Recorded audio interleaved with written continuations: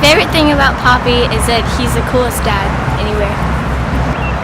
I don't know, he's just young at heart, and it's just crazy. So my friends always love to be around all of us, instead of like most friends who are like, well, why won't your parents leave? He's playful and patient, and he's a great disciplinarian, and he's just great. He's wonderful. We all fell in love with him. My name is Brian Ritchie. I'm a local business owner, happily married, father of 4, and I was a homeless youth here in the streets of Nashville. For 6 months, I lived under a street bridge at Brightwood Avenue in Green Hill. I drug an old mattress and an old recliner out of an alley and made the place home. I was actually born to a mother who was a young teenage girl herself, and my father was a teenager, and he wasn't around. He took off pretty much right after I was born. I was raised primarily by my grandmother. My mother was mostly out of the picture. I got myself in a little bit of trouble. I stole a credit card when she was at work one day off of her bathroom sink. Got given a social worker or caseworker with the state, and she advised that we go to the Oasis Center weekend retreat. And I was afraid to talk to my grandmother about what my real life was. And that weekend, I slowly learned that the people from Oasis Center, they didn't judge the things that I had to say. The thing I admire about him and that I love about him is his lack of fear. He is not afraid. He's not afraid of who he is. He's not ashamed of who he is. He's not happy with some of the choices he's made in his past, but I know he'd do them over again because it's I've heard him say before, it's made me who I am. Ultimately, I wound up in state custody at the age of 17.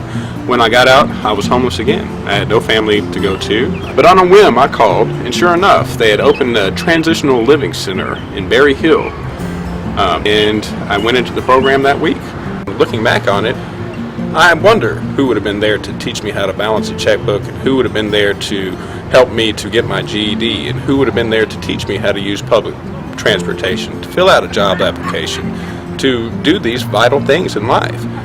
She kept losing her eraser, and finally one day Brian looked at her and he said, "Audrey, I'm just going to tie one of these around your wrist, and we're going to call it an eracelet." And now, about 2 years later, we actually have an eracelet. We have 7 retail packages of eraselets. Homelessness can happen to anyone. It is just circumstantial. No matter what happened, he still got to do exactly what he wanted to do. So I guess that's kind of really inspirational, because I'm 14 and I'm still trying to figure out what I want to do. Whenever he comes up with one of these crazy ideas, because he does all the time, I've learned to just hold on and just go with it, because he's not only a dreamer, but he's the type of person that puts dreams into action. Why Oasis? Because right now, there's another kid just like me living under a street bridge in Green Hills. That's why Oasis. Dreams, they can't come true. Take it from me, I've had a few, and they often seem like something that I couldn't do.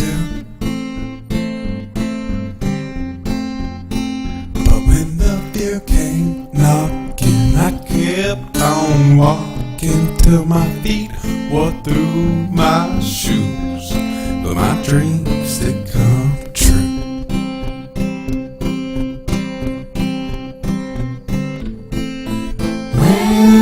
Whenever it dawns on me, the stars are out of my reach.